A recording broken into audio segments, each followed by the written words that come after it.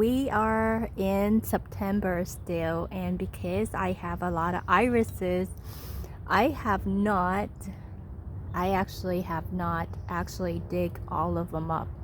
So today I took the day off because yesterday I had a surgery and I am highly medicated right now, but I am still digging up irises um, from the garden here. So watch me dig.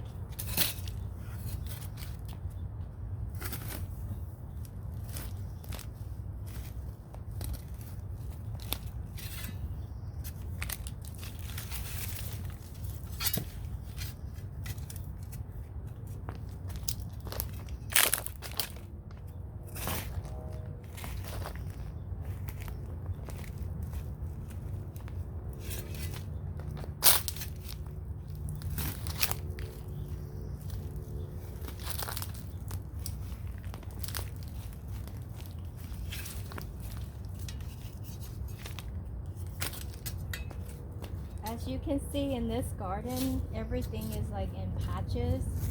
So we try to keep it organized. That way when we dig, we know what iris is which.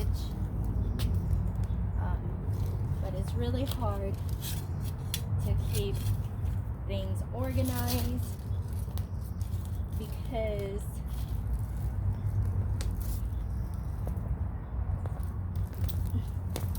that's how life is.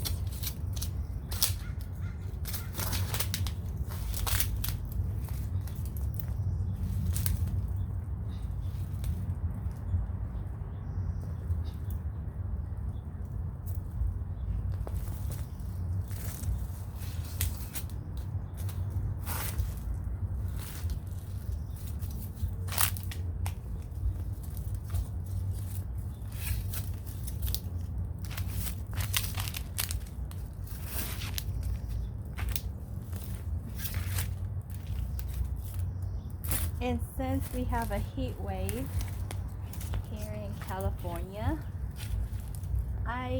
it's like, this is 6-7 o'clock in the morning. Give me enough light to get it all taken care of before it gets too hot outside. So these are Daring Deceptions, which is a medal winner.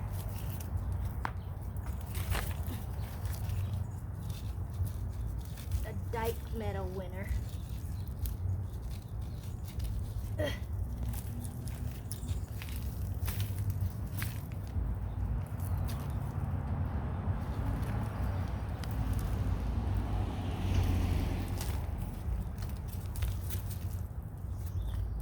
It's completely dry. See that? It's completely dry.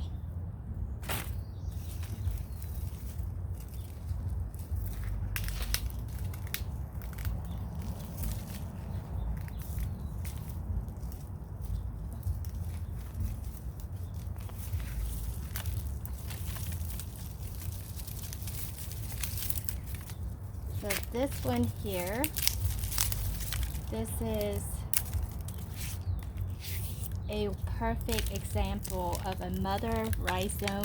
This one is the mother rhizomes. This one is her two offspring.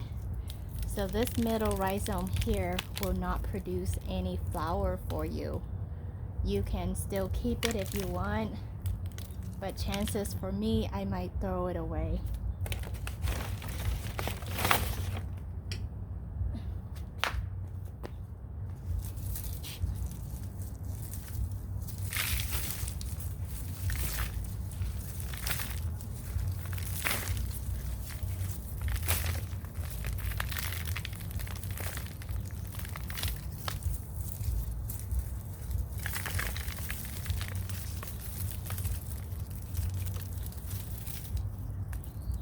Give it a shake, throw it in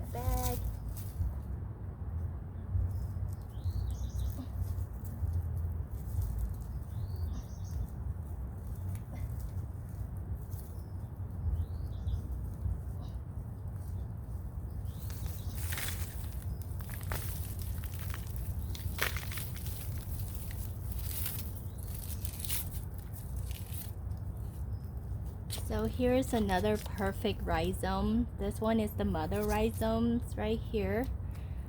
And so the mother rhizome is right here. And she is giving off two offspring. This is the older rhizome.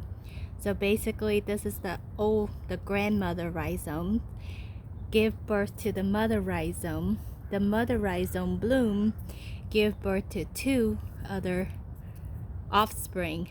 So this is the interesting part of Iris. As the mother dies off, she nurtures the two daughters that she have for the following year, which is very interesting.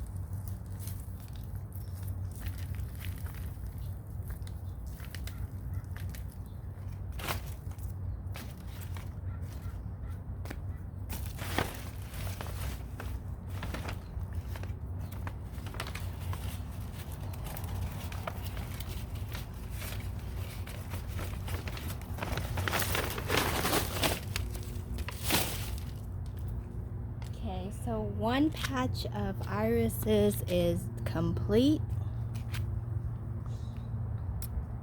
Now we are going to dig up the pink color. I think that one is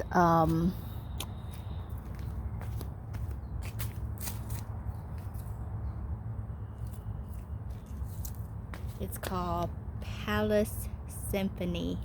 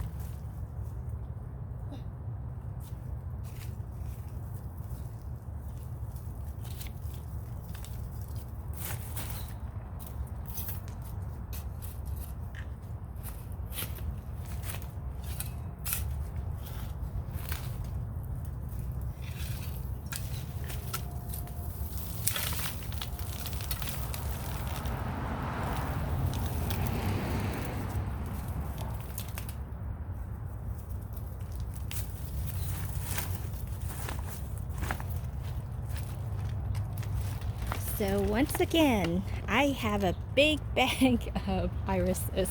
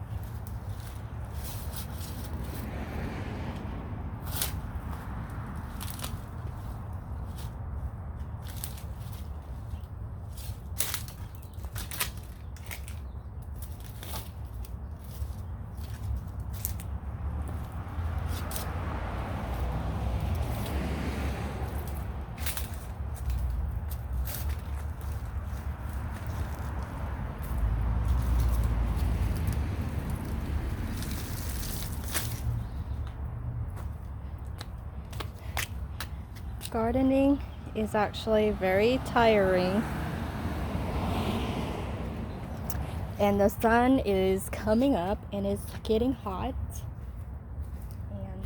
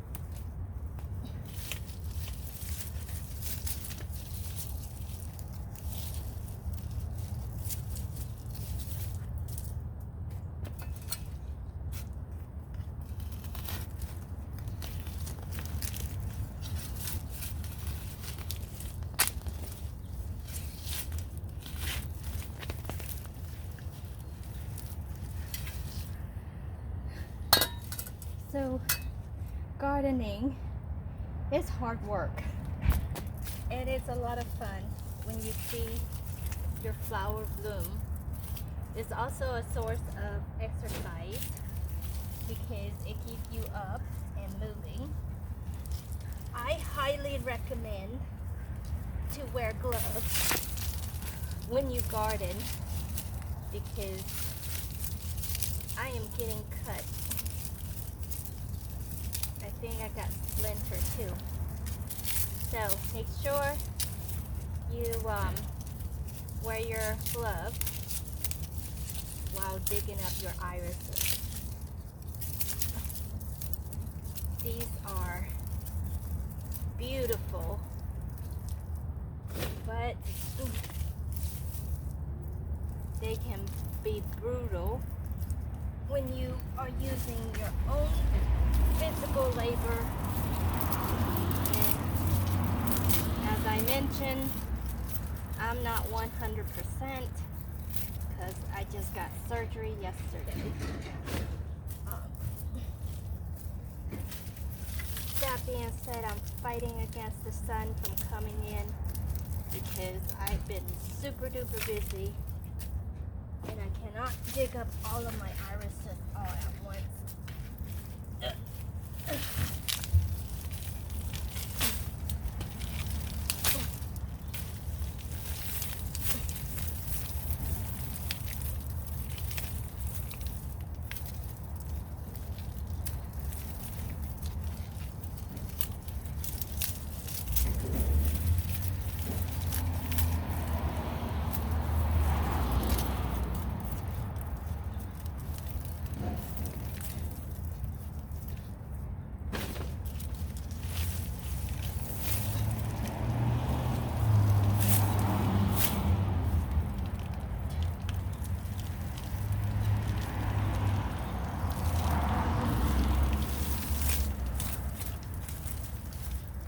These are extremely healthy rhizomes.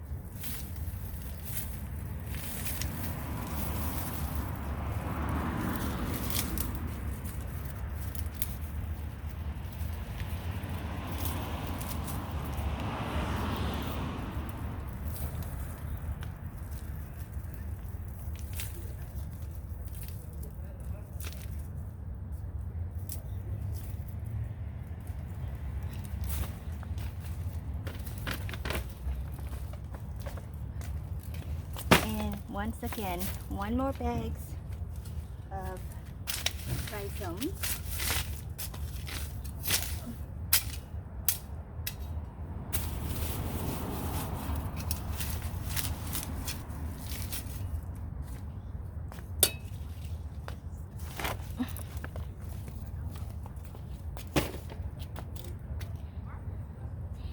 So for today's harvest, this one here is art, performance art around the sun. Something palace, pink palace. This one here is daring deception in the back and outside of the bag.